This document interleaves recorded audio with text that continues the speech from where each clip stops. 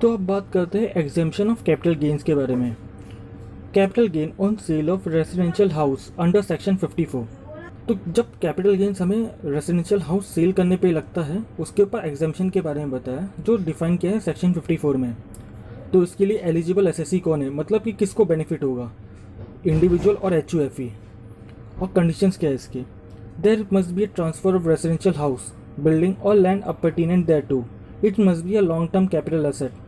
यानी जो आप ट्रांसफ़र कर रहे हो यानी जो आप सेल कर रहे हो रेजिडेंशियल हाउस, वो बिल्डिंग या लैंड अपरटेनेंट यानी आसपास का एरिया ही होना चाहिए और ये लॉन्ग टर्म कैपिटल एसेट होना चाहिए। यानी आप इसके पीरियड ऑफ होल्डिंग को 24 मंथ्स के बाद ही बेच रहे हो कि period of holding immovable property का 24 मंथ्स है। अगर 24 मंथ्स के नीचे बेच रहा हूँ तो मेरा शॉर्ट टर्म कैपिटल एसेट हो जाएगा, अगर उसके बाद बेच रहा हूँ तो लॉन्ग टर्म कैपिटल एसेट हो जाएगा, फिर उसके ऊपर गेन या लॉस लगेगा।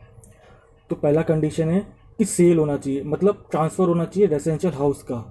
सेकंड कंडीशन है कि वो लॉन्ग टर्म कैपिटल एसेट होना चाहिए। तो इसके एग्जेम्पशन के लिए हमें एक न्यू प्रॉपर्टी कंस्ट्रक्ट या परचेस करनी होती है, क्योंकि अगर हमने प्रॉपर्टी सेल किया है, रेजिडेंशियल हाउस प्रॉपर्टी सेल किया है, तो उसके ऊपर कैपिटल गेन्स भी हो सकता है। हमें वो लॉन्ग टर्म कैपिटल एसेट है तो लॉन्ग टर्म कैपिटल गेन्स होगा। कोई भी अपना प्रॉपर्टी फ़ायदे में बेचेगा इसलिए उसको लॉन्ग टर्म कैपिटल गेन्स होगा। तो उस लॉन्ग टर्म कैपिटल गेन्स के टैक्स से बचने के लिए हमें एक न्यू प्रॉपर्टी पे इन्वेस्ट करना पड़ता है, या तो परचेस करें या तो कंस्ट्रक्ट कर ले। तो इसीलिए हमें ये एग्जेम्पशन मिलेगा।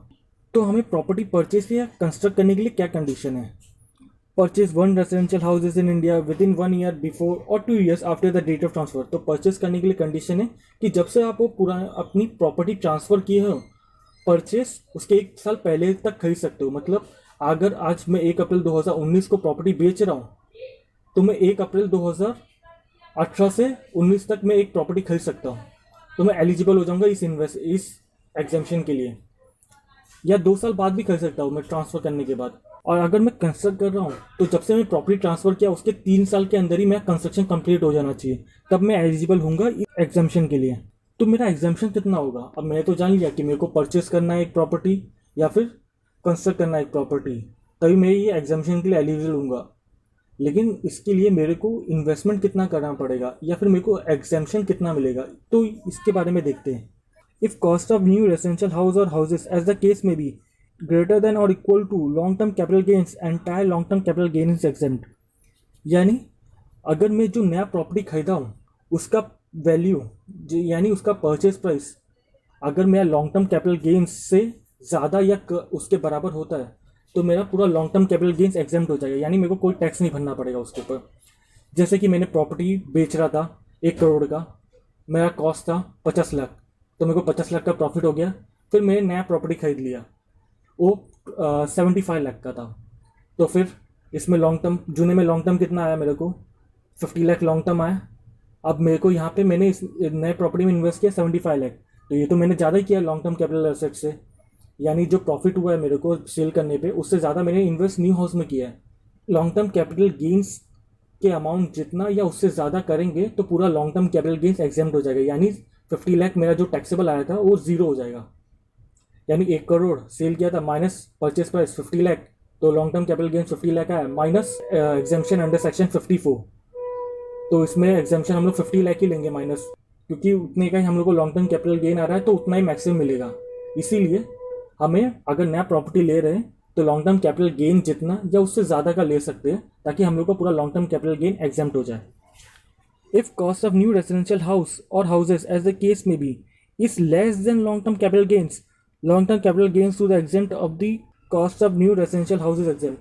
अगर जैसे कि मेरा long term capital gains 50 lakh आया और मैंने न्यू हाउस में इन्वेस्ट किया, चाहे परचेस किया चाहे कंस्ट्रक्ट किया, उसमें 30 लाख का इन्वेस्ट किया, तो माइनस करेंगे एग्जाम्पशन अंडर सेक्शन 54 30 लैक्स, तो मेरा long term capital gains net long term capital gains कितना आ गया 20 लाख। तो ये मेरा टैक्सेबल हो जाएगा, इसके ऊपर मुझे टैक्स भरना पड़ेगा, ये पूरा टैक्सेबल अमाउंट है, टैक्स नहीं है, तो इसके ऊपर मेरे को 20% टैक्स भरना पड़ता है।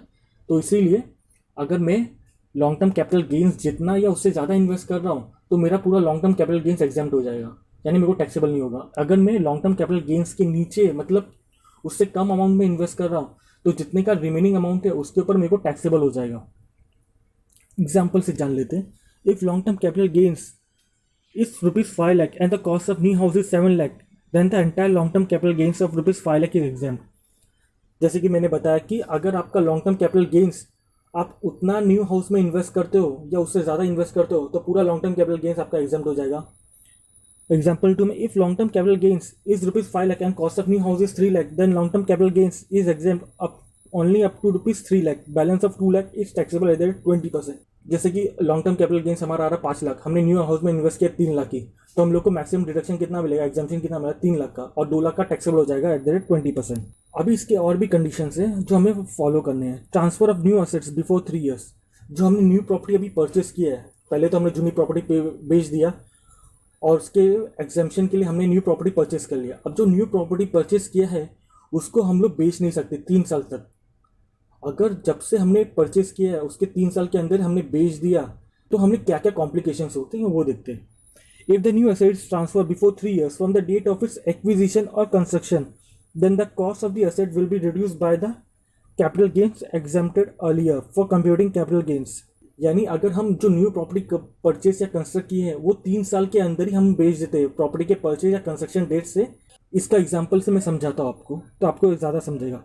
Continuing example number 1, if the new house was sold after 21 months यानी 3 साल से नीचे बेच रहे for ₹8 lakh then short term capital gains chargeable to tax would be net consideration 8 lakh less cost of acquisition less capital gains exempt earlier, so 7 lakh minus 5 lakh तो 2 लाख बचा। तो short term capital gains on chargeable of tax 6 lakh. अभी देखिए जो new house property है जो हमने purchase किया अगर उसको 3 साल के अंदर ही बेचते हैं तो हम लोग के शॉर्ट टर्म कैपिटल गेन्स होना पक्का ही है, क्योंकि ऐसा रूल में ही लिखा है कि आप 3 साल के अंदर नहीं बेच सकते। अगर 3 साल के अंदर बेच रहे हो तो आपको शॉर्ट टर्म कैपिटल गेन्स हो जाएगा। जैसे कि हमने पहला एग्जाम्पल लिया था जहाँ पे हम लोग 5 लाख का कैपिटल गेन्स आता है, उसके सामने हमने 7 लाख न्यू हाउस में इन्वेस्ट किया तो हम लोग पूरा long term capital gain exempt हो गया। तो अभी उसी एग्जाम्पल को कंटिन्यू करके जब हमने जो न्यू प्रॉपर्टी परचेस किया है उसको 3 साल के अंदर ही बेच देते हैं तो नेट कंसिडरेशन हमने मतलब सेल वैल्यू हमारा है 8 लाख। तो लेस कॉस्ट ऑफ एक्विजिशन क्या होगा, तो कॉस्ट ऑफ एक्विजिशन हमारा होगा हमने न्यू प्रॉपर्टी में इन्वेस्ट किया 7 लाख का, ठीक है, माइनस जो हमारा 5 लाख जो पहले एग्जाम्प्ट हो गया था वो उससे लेस कर देंगे तो हमारा नेट कॉस्ट ऑफ एक्विजिशन कितना होगा 2 लाख हो जाएगा।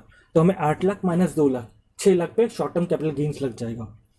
अब यहाँ पे देखिए आपने कंडीशन रिवोक किया है क्योंकि गवर्नमेंट ने बोला कि 3 साल से पहले आप बेच नहीं सकते। अगर आप 3 साल के अंदर ही बेच रहे हो तो आपको जूना जो लॉन्ग टर्म कैपिटल गेन्स हुआ उसके ऊपर कुछ फ़र्क नहीं पड़ेगा, यानी जो लॉन्ग टर्म जूने असेट्स पे लगा है उस पर कुछ नहीं होगा, वो उसको एग्जाम्प्ट ही रहेगा। लेकिन जो एग्जाम्पशन अमाउंट है वो रिवोक हो जाएगा, मतलब जो न्यू हाउस प्रॉपर्टी है उसके कॉस्ट से मैच हो जाएगा, मतलब उसके कॉस्ट से रिड्यूस हो जाएगा।